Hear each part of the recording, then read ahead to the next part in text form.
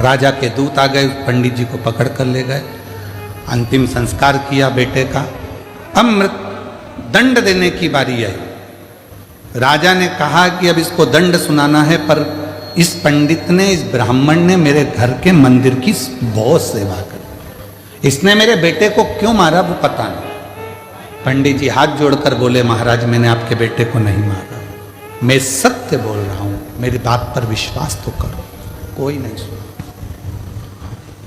आखिरी में राजा ने सोचा कि पंडित को मृत्यु दंड नहीं देंगे, जिस हाथ से पंडित ने मेरे बेटे को मारा है उसका हाथ काट दिया जाए।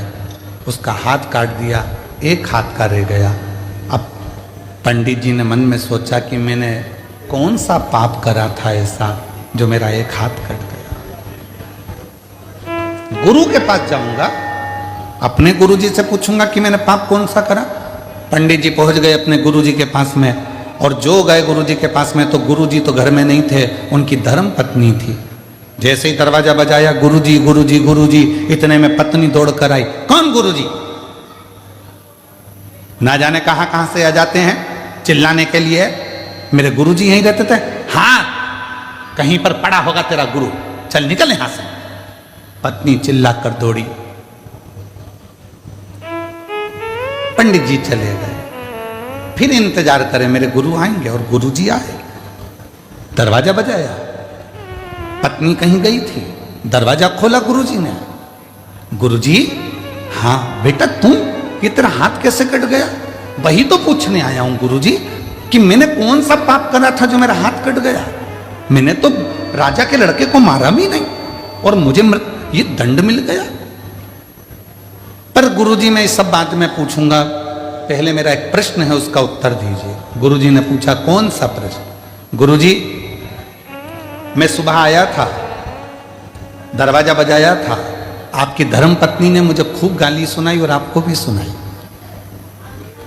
मेरा कर्म दंड बाद में बताना, पहले ये बताओ कि आपका पूर्व का कौन सा कर्म था जो ऐसी मिली है?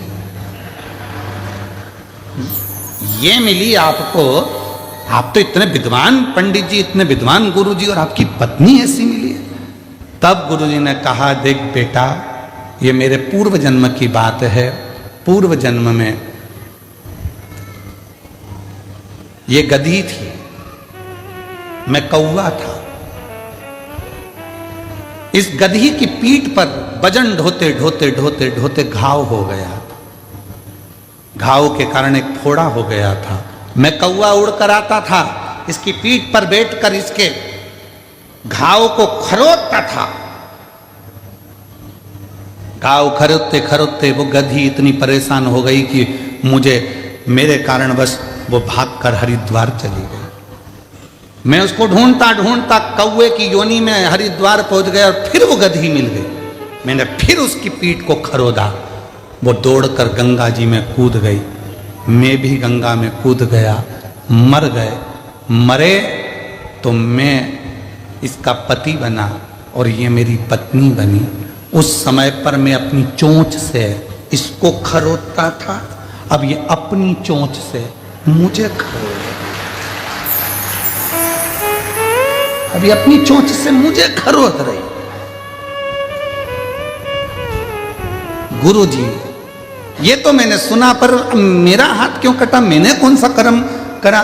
तो कहा, पूर्व समय में तुम एक संत थे, बैठे थे, तुमने नियम लिया था कि मैं सत्य बोलूंगा और सत्य के सिवा कुछ नहीं बोलूंगा। सत्य बोलने का नियम लेकर तुम बैठ गए।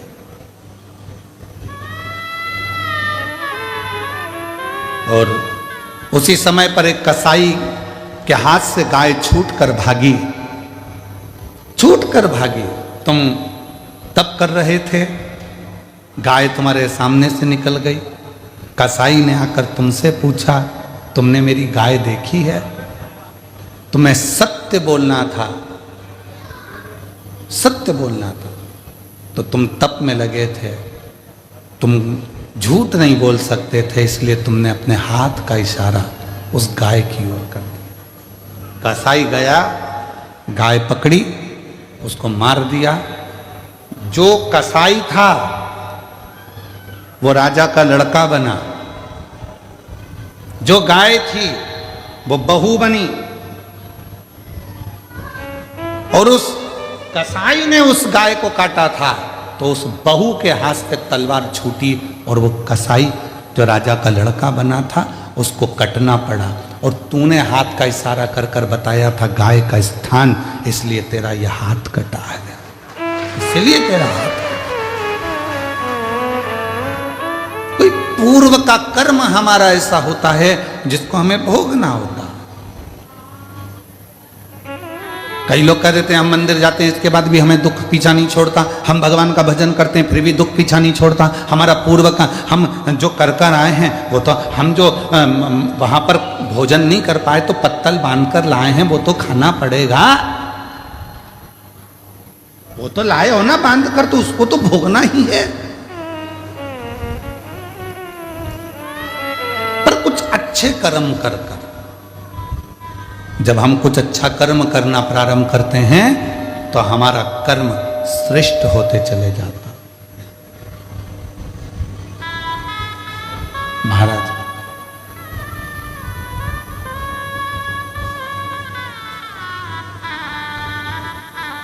कोई पिछले जन्म के अच्छे कर्म मुझे बाबा तेरा साथ मिला, कोई पिछले जन्म के अच्छे कर्म मुझे बाबा तेरा साथ मिला। जहाँ सारी दुनिया झुकती है, जहाँ सारी दुनिया झुकती है, मुझे वाली दरबार मिला, दरबार मिला। पिछले जन्म के अच्छे कर्म मुझे बाबा तेरा साथ मिला। कोई पूर्व का कर्म होगा जो हम भोग रहे हैं। इसीलिए शिव महापुराण की कथा कहती है अपने बच्चों को मंदिर जाने की आदत डालो, अपने बच्चों को एक लोटा जल ले जाकर शिव मंदिर में भेजो, अपने घर के एक एक बच्चे को शिवालय तक भेजने का प्रयास करो। क्यों? हम तो खैर वो नहीं पहनते जो तुम लोग ये शर्ट पहनते हो बटन वाली, हम नहीं पहनते हैं। हम तो ये बांधने वाली पहनते हैं, ढीली हो जाए तो कस लो। अब तुम्हारी तो जो फिटिंग है वैसी की वैसी पहन लो, भले ढीला ढल्ला हो। पर जितने लोग भी वो कमीज पहनते हैं, वो शर्ट पहनते हैं, वो बटन वाली शर्ट पहनते हैं, उनको मालूम है अगर एक बटन ऊपर की ही गड़बड़ हो गई तो नीचे तक सारी बटन बोलो बोलो जम के गड़बड़ रहेगी। एक बटन अगर सही लग गई तो जितनी भी बटन है वो सब सही हो जाएगी। एक बटन अगर आड़ी टेढ़ी हो गई तो सारी बटन आड़ी टेढ़ी हो गई। उसी तरह यदि बचपन आड़ा टेढ़ा हो गया तो जवानी अधेड़ी और बुढ़ापा भी आड़ा टेढ़ा हो गया। बटन पहले नंबर की अगर सही है तो बाकी की बटन भी सब सही है, सब सही।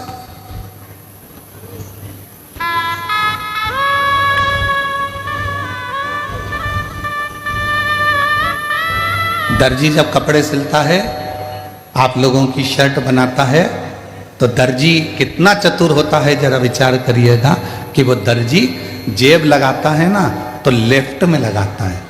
कहाँ लगाता है? लेफ्ट, उल्टी साइड, क्योंकि उसको मालूम है हार्ट इधर ही है, दिल इधर ही है। उसने जेब क्यों लगाई? किसी दर्जी से पूछना कि ये जेब क्यों लगाई तूने? तो कहा पैसा रखना है तो नीचे की जेब में रखना, मोबाइल रखना है तो नीचे की जेब में रखना, और अगर कभी जिंदगी में भगवान का प्रसाद मिल जाए, बेलपत्र मिल जाए तो दिल के पास रखना, हार्ट के पास, दिल के पास। इसलिए उसने जेब भी, एक दर्जी भी अगर जेब लगा रहा है शर्ट में तो उल्टी साइड पर लगा रहा है जहां हार्ट है, जहां दिल है, क्योंकि उसको मालूम है भगवान का प्रसाद जितना दिल के करीब में होता है उतना हार्ट आनंदमय रहता है।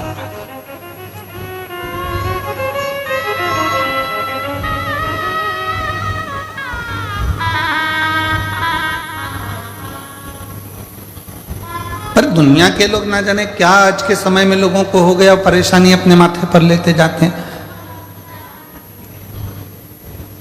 जरा जरा से बच्चे कह देते हैं मैं पढ़ाई से परेशान हूं। लड़कों से पूछो तो, उनकी माओं से पूछो तो कि बच्चों के विवाह से परेशान हूं। पति से पूछो तो कि पत्नी से परेशान हूं। पत्नी से पूछो तो ये बहरू से परेशान हूं, पति से। मां से पूछो तो कि बच्चों से परेशान हूं। मतलब आज के जमाने में, आज के समय में प्रत्येक व्यक्ति ने परेशानी को अपना दामन में बांध कर रखा है। प्रत्येक व्यक्ति ने परेशानी को अपने पल्लू में बांध कर रखा है। उसने शुरू से अभी तक, बचपन में पढ़ाई से परेशान था, बड़ा हो गया तो गाड़ी से परेशान हो गया, फिर धीरे बड़ा हुआ तो सर्विस से परेशान हो गया, फिर ऑफिस में नौकरी भी लग गई तो नौकरी के ऑफिसरों से परेशान हो गया, फिर जाने में ट्रैफिक से परेशान हो गया, इधर उधर घूमने में परेशान हो गया। मतलब परेशानी उसने बांध कर रखी है। तो ये परेशानी मिटेगी कैसे? उसको मिटाने का कोई दूसरा साधन नहीं है। आप खुश रहना प्रारंभ कर दो, प्रसन्न रहना प्रारंभ कर दो, और ये मन में मान लो जो शिव करेगा वो सब अच्छा करेगा, तो परेशानी अपने आप मिटती चली जाए। आपने बना के रखा है, मैं इस बच्चे से इतनी परेशान हो गई गुरुजी, बिल्कुल नहीं सुनता, बिल्कुल नहीं सुनता, परेशान हो गई, अभी से बच्चों से परेशान हो गई। मतलब परेशानी को तुमने अपने अंदर बांध कर रखा है, परेशानी को तुमने पकड़ कर रखा।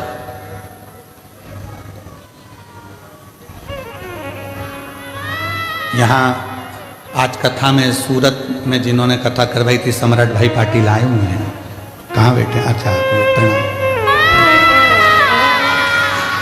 पहली कथा जो सूरत में कराई थी आपने, बड़ी सुंदर कथा कराई।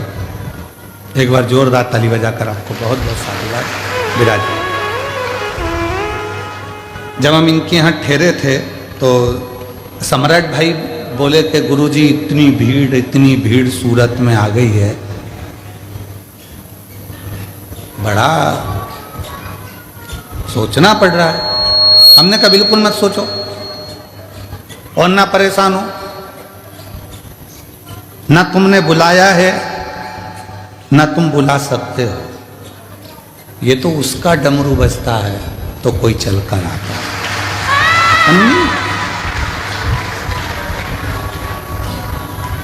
जब सौंप दिया इस जीवन का सब भार तुम्हारे हाथ, संपूर्ण जीवन का भार तत्व जब हम परमात्मा को सौंप देते हैं तो फिर हमारा कुछ भी नहीं, कुछ। और मेरी जीजियों, फिर निवेदन है, तुम बेटी को अपनी बेटी मानते हो, तुम बेटे को अपना बेटा मानते हो, बिल्कुल मत मानो। शंकर जी के मंदिर में तुम्हारे बेटे की शादी नहीं हो रही, तुम्हारी बेटी की शादी नहीं हो रही, अशोक सुंदरी वाली जगह पर जाकर हाथ रखकर 7 बिंदी लाल चंदन की लगाकर हाथ रखकर कह दो कि ये मेरा बेटा, इसका नाम ये है, इसका ये गोत्र है, ये मेरी बेटी, इसका नाम ये है, इसका ये गोत्र है, ये तेरी औलाद है, मैं शादी नहीं करूंगी, तुझे करना है, तुझे संभालना है, फिर वो संभालेगा। उसका प्रमाण ये शिव महापुराण का एक पत्र आया है, उसका प्रमाण देखिए। पत्र में एक पत्र में लिखा है,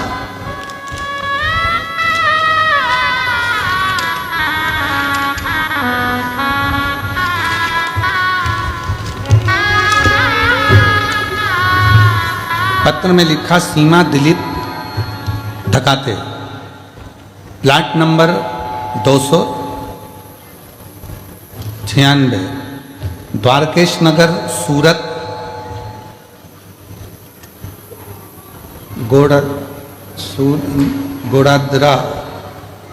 गोड़ादरा से हैं। कहीं बैठी हो तो हाथ हिला सकती हैं। बाबा का मैं क्या वर्णन करूं? मुझे पेट में 2 गठान थी। पहली सोनोग्राफी में 18/9/2025 को उसमें पता चला कि मुझे पेट में 30 mm की और 25 mm की गठान हो गई है। मेरे गर्भाशय में 2 गठान हो गई, एक 30 mm की हो गई, एक 25 mm की। उसके बाद डॉक्टर ने ऑपरेशन का कह दिया, पर मन नहीं करा कि ऑपरेशन कराऊं, क्योंकि डॉक्टर बोले थे ये गठान जांच के लिए जाएगी, उसमें क्या आएगा। बहुत रोई मैं गुरुदेव। तब किसी एक बहन जी के कहने पर मैं सीहोर चली गई और सीहोर में रुद्राक्ष लेकर आ गई। उसका जल शिवजी को चढ़ाकर ग्रहण करना प्रारंभ किया और बेलपत्र का भी सेवन किया। फिर हमने दूसरी सोनोग्राफी, जब पहली सोनोग्राफी कराई थी 18/9/2025 को, उसमें पता चला था 30 mm की 25 mm की गठान है, ऑपरेशन का कह दिया।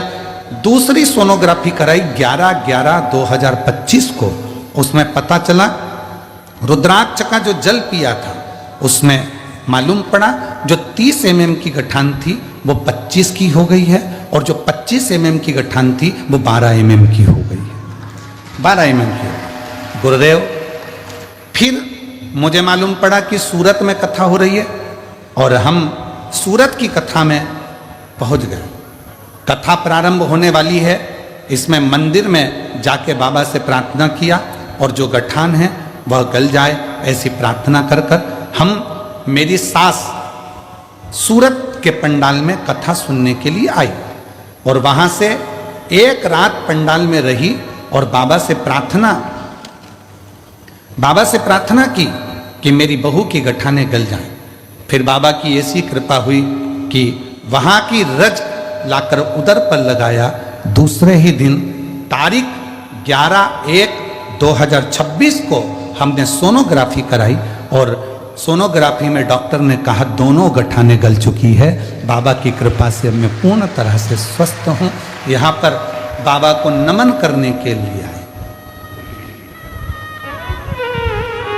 एक लाइन अच्छी लिखी है, खाली न जाता कोई दर से तुम्हारे, खाली न जाता कोई दर से तुम्हारे, मैं भी खड़ी हूँ नन्ही बाहें पसारे, अपने हृदय से लगा लगा लो, गिरा जा रहा हूँ, उठा उठा प्रभु अपने हृदय से अब तो न टालो, गिरा जा रहा हूँ, उठा उठा। हम उस पर आश्रित हो गए, हमने उस पर भरोसा कर लिया, हमने उस पर विश्वास कर लिया। कोई पिछला जन्म, कोई कर्म हमारे सामने। दुनिया के लोग हमेशा रोते रहते हैं, भगवान ने हमें गरीब बनाकर पैदा करा, भगवान ने हमको गरीब बनाकर पैदा करा। बताओ, इसको इतनी सारी गाड़ी दे दी, उसको ये दे दिया, उसको बंगला दे दिया, उसके बच्चे डॉक्टर बन गए, उसके बच्चे इंजीनियर बन गए, उसका बंगला बन गया और भगवान ने हमको गरीब बना। भगवान किसी को भी गरीब बनाकर पैदा नहीं करता। गरीब तुम खुद हो जो अपनी बुद्धि में ये बात लेके रखी हो।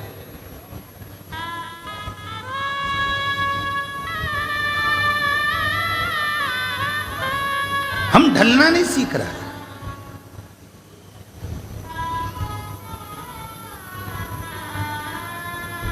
तुम्हारी बहू अगर थोड़ी सी भी तुम पे गुस्सा करती है, तुम्हारी बहू तुमसे नाराज रहती है, तो तुम किसको जाकर कहते हो? किसको जाकर कहते हो?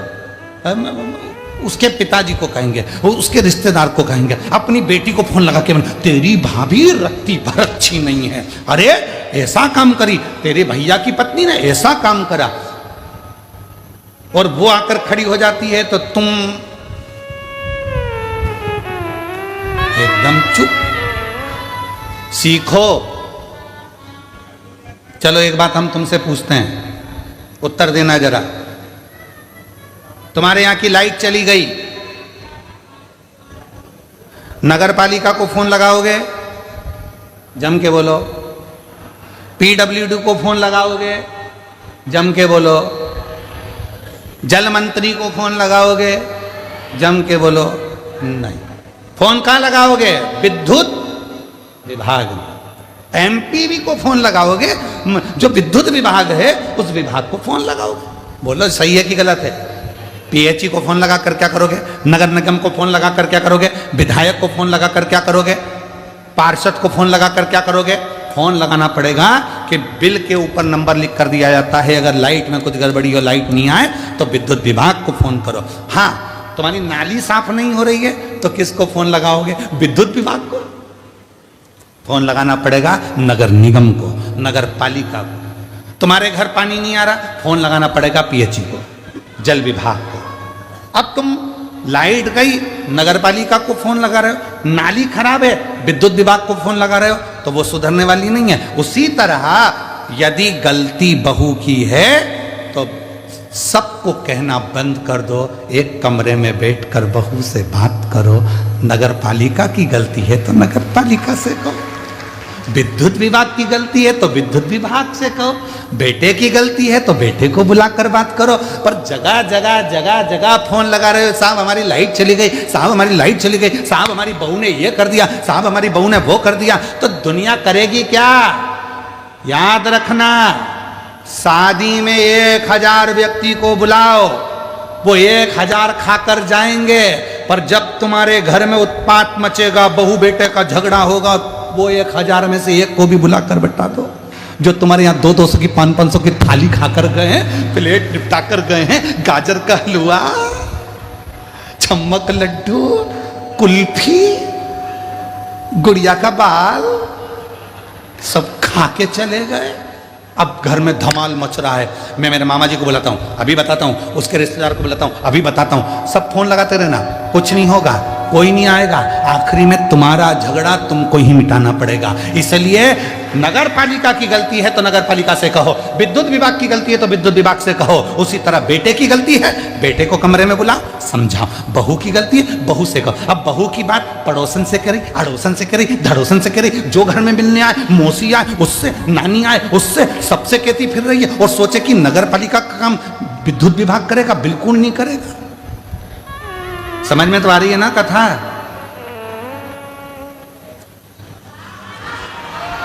आ रही है ना? हाँ, गलती किसकी है हम उसको बताएं। अब हम गलती वाले को तो गलती बताते नहीं है, हम बहू की बुराई सब जगह करते हैं, पर बहू से बात नहीं करते कि बेटा मेरे को ये चीज अच्छी नहीं लग रही है। तो बहू भी समझाएगी, मम्मी कोई बात नहीं, अगर आपको ये चीज अच्छी नहीं लग रही है तो मैं सुधारने का प्रयास करूंगी, सुधारने का प्रयास। बेटा मुझे ये अच्छा नहीं लगा, मैं सुधारने का प्रयास करूंगा, सुधरे। शिव कथा कह रही है, भगवान शंकर का चरित्र कर रहा है, शिव महापुराण की कथा कर रही है, देवादिदेव महादेव का चरित्र कर रहा है। ध्यान देना, जिस समय पर तारकासुर सामने आकर खड़ा हो गया था, तारकासुर, और जिस समय पर तारकासुर आकर खड़ा हुआ, तारकासुर ने सम्मुख में आकर मां जगत जननी जगदम्बा अंबा पार्वती जी को ललकारा। उनकी सुंदरता देखकर उनकी ओर मोहित होकर उनको पाने का प्रयास करने लगा। मां आद्यशक्ति जगत जननी जगदम्बा दुर्गा को, मां भवानी को पाने का प्रयास करने लगा। अब मां आद्यशक्ति जगत जननी जगदम्बा शिव जी का इंतजार करती, मां जगत जननी जगदम्बा भगवान विष्णु से शिकायत करती, मां जगत जननी जगदम्बा ब्रह्मा जी से शिकायत करती, कुछ नहीं करा। मां जगत जननी जगदम्बा ने एक काम करा, स्वयं सिंह पर सवार हो गई और उस तारकासुर का संहार मेरी मां जगत जननी जगदम्बा स्वयं सिंह पर सवार होकर उसको ललकारती हुई दूर लेकर चली। चल दूर, दूरों तक फेंक कर आ गए। फिर बाद में वही महिषासुर की कथा कहती है, फिर बाद में वही तारकासुर का संहार षडानंद कार्तिकेय से करा दिया। महिषासुर के साथ भी यही किससे कहे? हम कहें तो अपने बाबा से ही तो कहेंगे।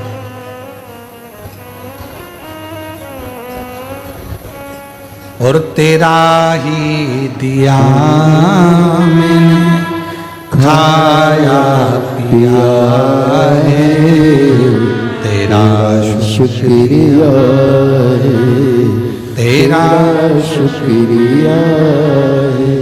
मुझे भोले बाबा ने बहुत दे दिया है, तेरा शुक्रिया है, तेरा शुक्रिया। हम कहें तो किससे, एक पत्र है, अच्छा है, देखिए।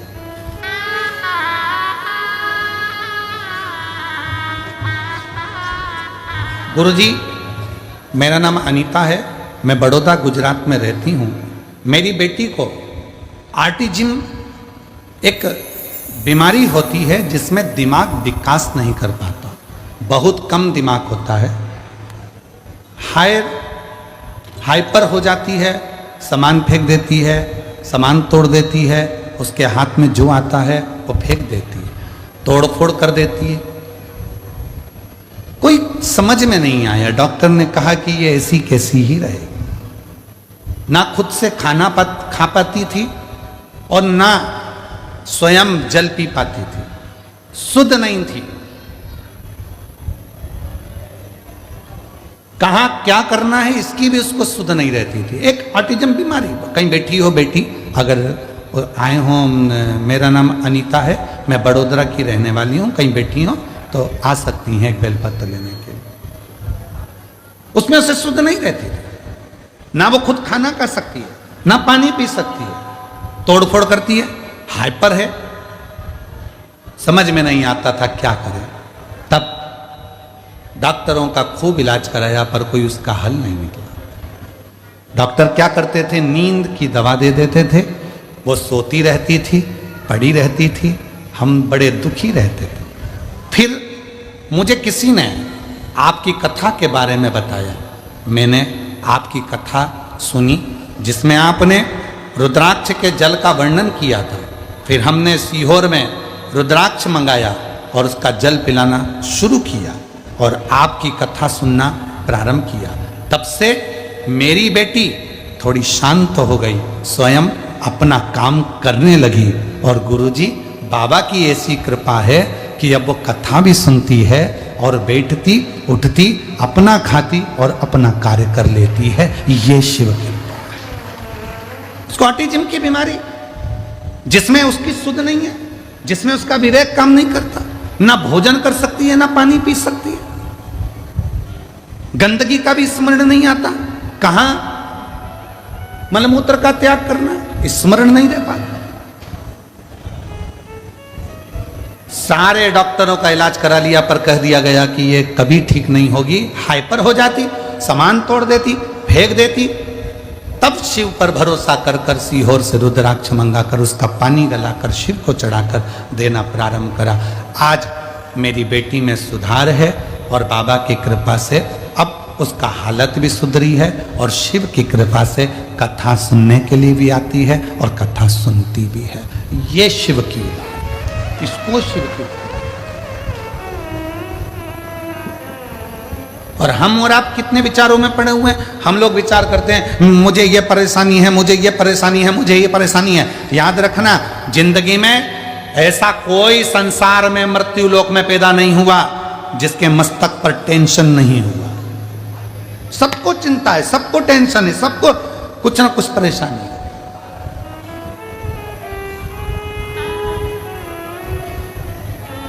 पर क्या करें, किसको करें?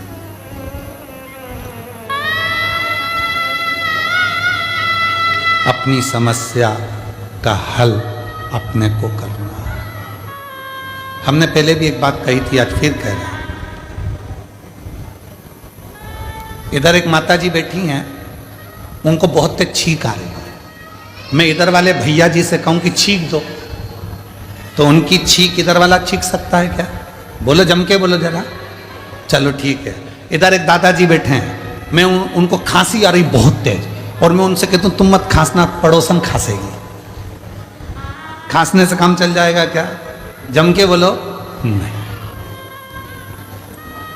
अपनी बटन अपने को खुद लगाना है। अपनी खांसी अपने को खुद खांसना है, अपनी छींक अपने को खुद छींकना है, अपने को पांव हाथ में खुजाल चली तो अपने को खुजालना है। अर्थात अपने पेट में दर्द हुआ तो दवाई भी अपने को खाना है। तो अपनी जिंदगी में अगर दुख आया है तो एक लोटा जल चढ़ाकर उस दुख को भी अपने को ही काटना है, कोई दूसरा नहीं काटेगा। संसार में कोई पैदा नहीं हुआ जो तुम्हारे दुख को काट दे। याद रखना, कहीं का महाराज तुमसे कह दे कि मेरे पास आकर बैठो मैं तुम्हारा दुख काट दूंगा, समझ लेना पक्का बेवकूफ बना रहा है, 1,00,000 2,00,000 लेके चले जाएगा, सब बेवकूफ बना रहा है। कोई किसी का दुख नहीं काट सकता। संसार में कोई पैदा नहीं हुआ कि किसी का दुख काट दे। भगवान राम की जिंदगी में भी दुख आया था, 14 वर्ष का वनवास आया था, बड़े बड़े गुरु उनके पास में थे, विद्वान उनके ऋषि उनके पास में थे, वो भी राम जी का दुख नहीं काट पाए। क्यों? राम जी ने पूछा मेरी जिंदगी में दुख आया, सीता मैया की जीवन में दुख आया था, इतने बड़े बड़े उनके पिता जनक जैसे विद्वान थे तो दुख का नहीं काट पाए। क्यों? क्योंकि जो हमारे पिछले कर्म का भोग है वो हमको खुद भोगना पड़ेगा, अपना दुख खुद को काटना पड़ेगा, कोई नहीं काटेगा। सारी समस्या का हल एक लोटा जल, और वो एक लोटा जल तुम्हें चढ़ाना पड़ेगा, तुम्हें। इसलिए शिव महापुराण की कथा बार बार कहती है कि एक लोटा जल लेकर मंदिर जाओ, एक लोटा जल लेकर मंदिर जाओ, एक लोटा जल लेकर मंदिर जाओ। क्यों? क्योंकि तुम खुद चलकर जाओगे, उसके दरवाजे पर तुम्हारा अपना दुख है वो स्वयं काटेगा, बेटे का वो खुद काटेगा, बेटी का वो खुद काटेगा। अब मालूम पड़े तो तुम सोचो कि मेरी बेटी के लिए मैं कुछ कर दूं गुरुजी, मेरे बेटे के लिए मैं कुछ कर दूं गुरुजी। जिसके कर्म का जिसको भोगना, और अगर किसी के करने से हो सकता है तो करके देखो।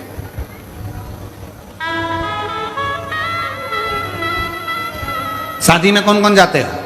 हाथ उठाओ जितने लोग शादी में जाते हैं, जम के हाथ उठाओ जरा सभी लोग। हाँ उठा लिए, धर लो वापिस। शादी में खाना खाते हो, भोजन करते हो, हाथ तो उठाओ। हाँ ठीक है।